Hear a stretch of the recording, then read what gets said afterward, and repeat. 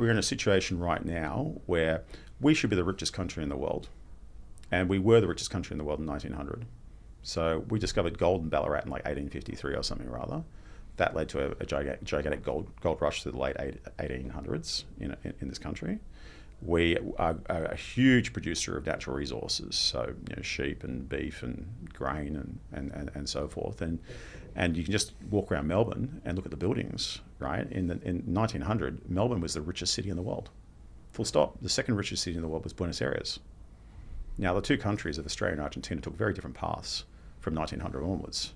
Argentina went down the path of socialism, right, and ended up in a complete disastrous situation. I have an office in Buenos Aires, and, so I know very much what goes on in that country. And it's recently corrected itself with Malay, and in fact, I think for the first time in many years, they've actually had a month where there's no food inflation.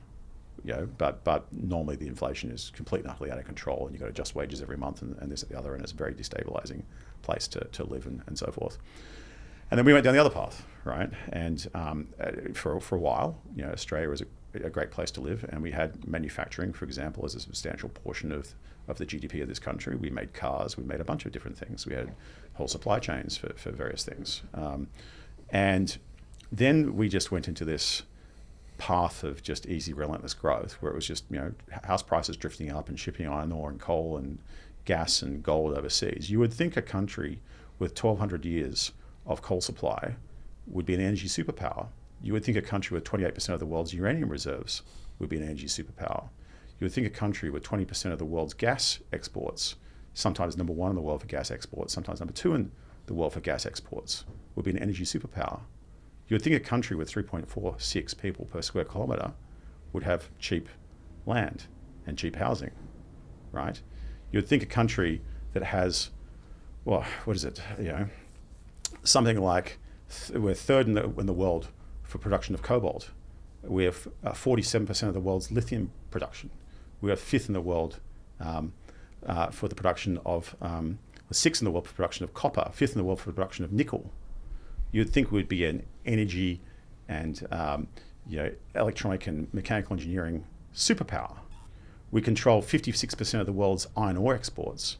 You would think we'd be a steel superpower. We have cheap energy and we have abundant iron ore, and we turn that and elaborately transform that and other materials we have to become an export powerhouse. We should be the richest country in the world. Full stop. We have everything, right? But instead, we have the greatest erosion of wealth in the developed world, right? We have a cost of living crisis that is the mother of all cost of living crises. We have house pricing that is astronomically expensive. It doesn't make any sense anywhere in the world. A terrace house in Woollahra is the same price as a cruise ship. It's literally a 2025 model 160-foot cruise ship or an $18 million terrace in Woollahra. And it's a nice terrace, but I mean, come on, let's get some reality. And this is all the root cause of this cost of living crisis, the cost of land, and the root cause of that is mass immigration. We have the most expensive casual wages in the world, but again, it's not enough to live on. But that's caused because people need somewhere to live. And then we have an energy crisis because we stupidly are going down this path of, what about the environment, this, that, the other, we can't burn coal, etc. No, we're burning the coal. Every single thing we're digging out of the ground is being burnt. It's just being burnt by China or it's being burnt by Japan, right? It's all being shipped overseas and burnt. We're deluding ourselves that we think we're doing anything by not burning it here, completely deluding ourselves. The gas we send overseas, in many cases, is being re-exported. We send it to Japan, they on-sell it, right? And now we're actually going to import gas in the Eastern Seaboard, which is ludicrous because we don't have a gas reservation scheme, right?